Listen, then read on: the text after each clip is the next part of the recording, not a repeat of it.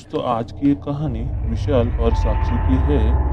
विशाल office से छुट्टी लेकर अपने परिवार को लेकर गांव जाने का प्लान करता है। इस परिवार में विशाल, उसकी पत्नी साक्षी और उसकी माँ थी। विशाल अपने काम से छुट्टी लेकर घर आता है और साक्षी को सब सामान पैक करने को कहता है। सुबह होते ही विशाल, साक्षी और विशाल की माँ गाड़ी से गांव जाने के लिए निकलते हैं। साक्षी बहुत खुश थी क्योंकि वो पहली बार विशाल के गांव जा रही थी। साक्षी हर एक गांव का वीडियो बना रही थी क्योंकि उसने कभी गांव देखा ही नहीं था, क्योंकि वो बचपन से ही शहर में पली बड़ी थी। साक्षी को गांव के बारे में ज़्यादा कुछ मालूम नहीं था। कुछ देर बाद उनकी कार से एक बिल्ली का एक्सीडेंट हो जाता है और वो बिल्ली वहीं पे मर जाती है। ये सब देखकर विशाल की माँ बहुत परेशान हो जाती है, लेकिन विशाल और साक्षी उनको शांत करके वापस कार से गांव के लिए निकल पड़ते हैं। थोड़ी देर बाद विशाल और साक्षी और उनकी माँ गांव पहुंच जाते हैं। गांव में विशाल का घर गांव से थोड़ा दूर था और जंगल की तरफ था। विशाल, साक्षी और विशाल की माँ अब फ्रेश होकर खाना खाते हैं और थोड़ी देर बाद रात हो जाती है। विशाल की माँ साक्षी को गांव के बारे में बताने लगती है।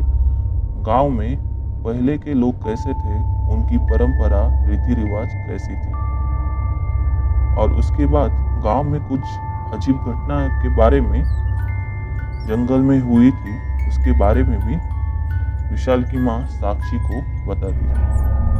साक्षी वैसे तो शहर में रहने वाली एक लड़की थी, उसको इस सब बातों में लेकिन इंटरेस्ट आने लगा था। विशाल की माँ साक्षी को जंगल की कुछ भूतिया घटनाएं भी बताती है और साक्षी उसमें मग्न होती चली जाती है। थोड़ी देर बाद विशाल आता है और बोलता है ये सब झूठ है, और विशाल को इन बातों पे कुछ विश्वास नहीं है और वो अपनी माँ से खाना मांगता है और सब खाना खा के सो जाते हैं।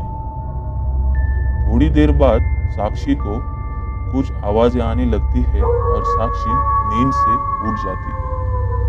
साक्षी अपने कमरे से बाहर आ जाती है और सामने देखती है तो वही बिल्ली थी जो सुबह गांव आते वक्त उनकी कार से मर चुकी थी।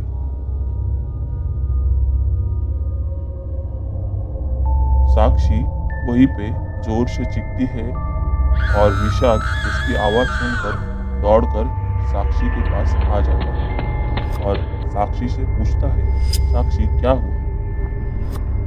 साक्षी विशाल को वही बिल्ली दिखाने की कोशिश करती है, लेकिन वहां पे कोई बिल्ली नहीं होती। साक्षी बहुत परेशान हो जाती है और रोने लगती है, लेकिन विशाल उसको समझाने लगता है और वापस अपने कमरे में लेकर जाता है। सुबह उठते ही साक्षी सोचने लगती है कि रात में जो हुआ वो सपना था कि सच। उसके बाद वो फ्रेश होकर विशाल और उसकी माँ को नाश्ता बनाकर देती है। उसके बाद विशाल साक्षी को लेकर गांव घूमने चला जाता है। वो उसी जंगल में जाता है जहाँ अजीब घटनाएं घटी थी।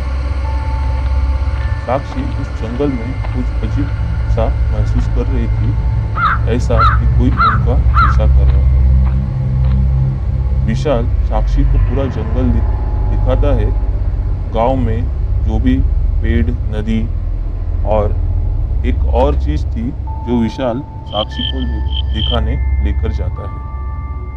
उस जंगल में एक बंगला था जो कई सालों से बंद था और बिल्कुल खंडर बन चुका था।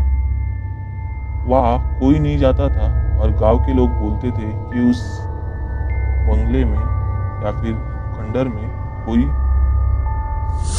भूत रहता है। साक्षी उस घर में जाना चाहती थी, लेकिन विशाल उसको मना करता है और घर वापस ले आता है। उसके बाद रात हो जाती है और सब खाना खा के सो जाते हैं।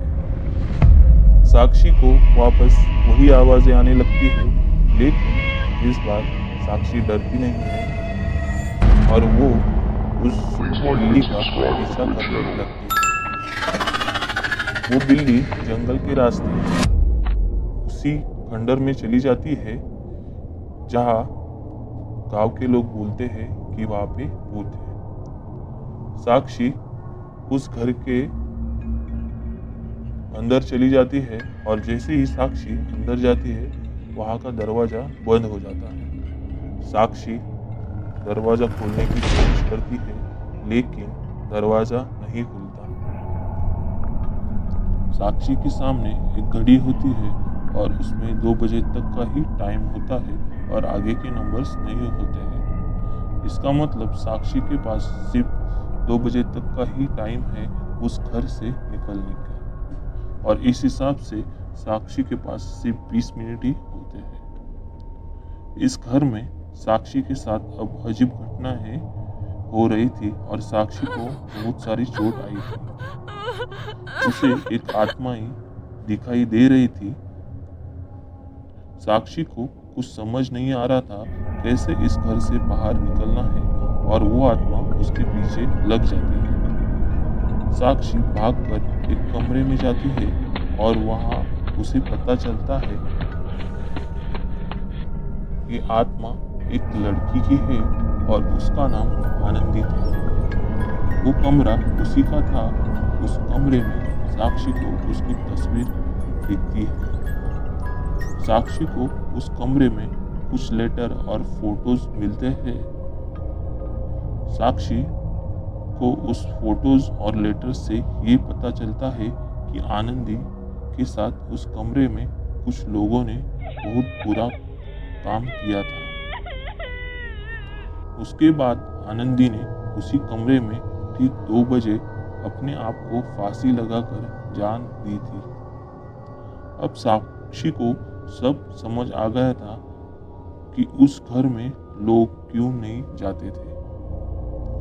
साक्षी का समय खत्म हो चुका था और वो उसी घर में हमेशा के लिए बंद हो गई थी।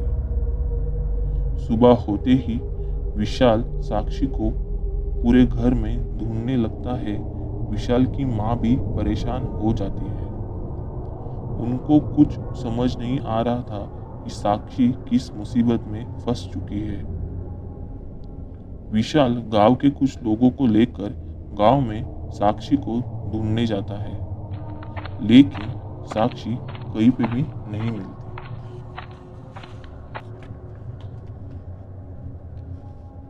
बाद में गांव के कुछ लोग विशाल को बोलते हैं उस घर के बारे में।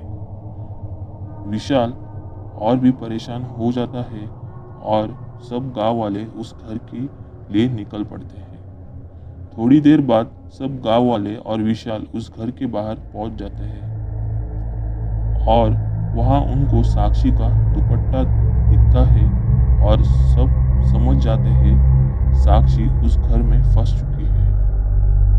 विशाल गांव वालों से मदद मांगना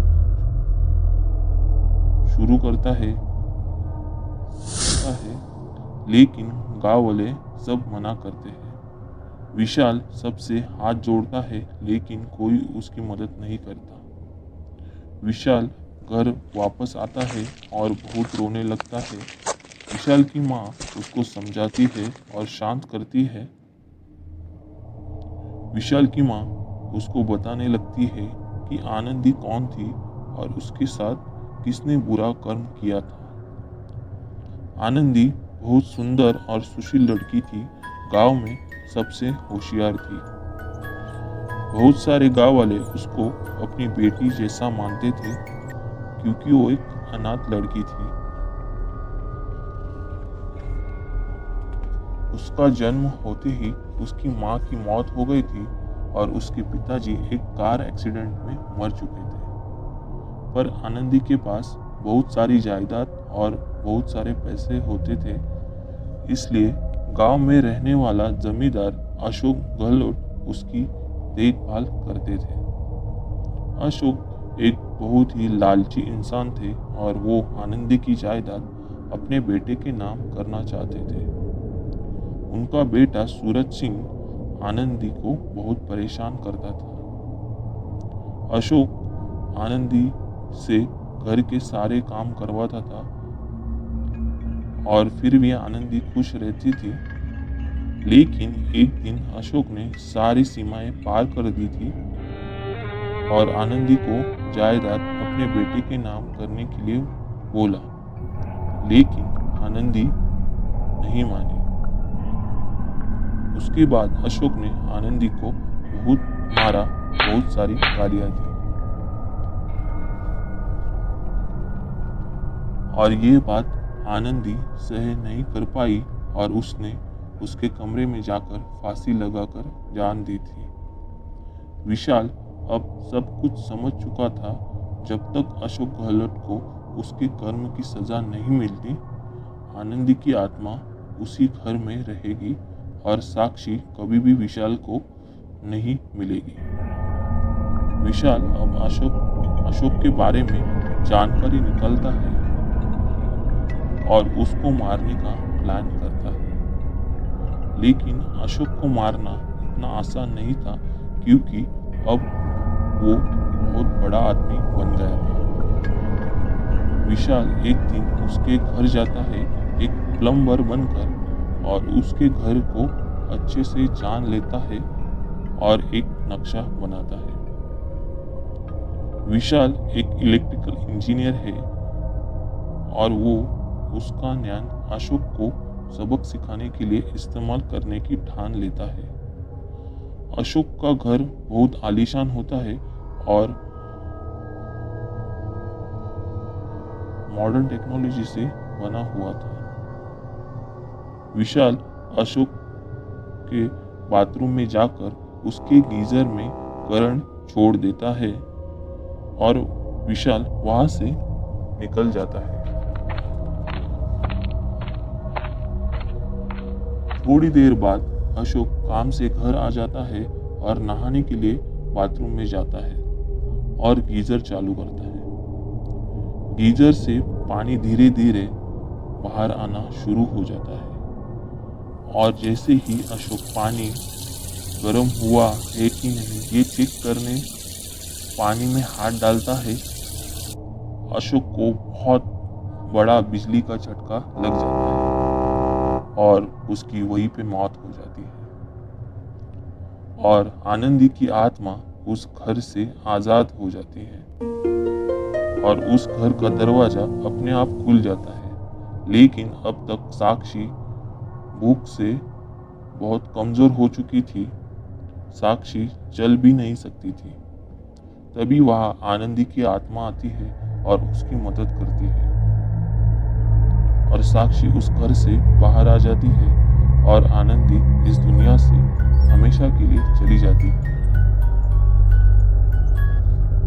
विशाल साक्षी को लेकर अब घर चला जाता है और कुछ दिन बाद विशाल अपने परिवार को लेकर मुंबई आ जाता है। कुछ दिन बाद साक्षी को एक लड़की पैदा होती है और साक्षी उसका नाम आनंदी रखती है। तो दोस्तों, ये थी विशाल और उसके परिवार की कहानी। आपको कैसी लगी आप कमेंट में ज़रूर बताइए और अगर आपको ये कहानी अच्छी लगती है तो प्लीज़ हमारा चैनल सब्सक्राइब कीजिए और शेयर भी कीजिए।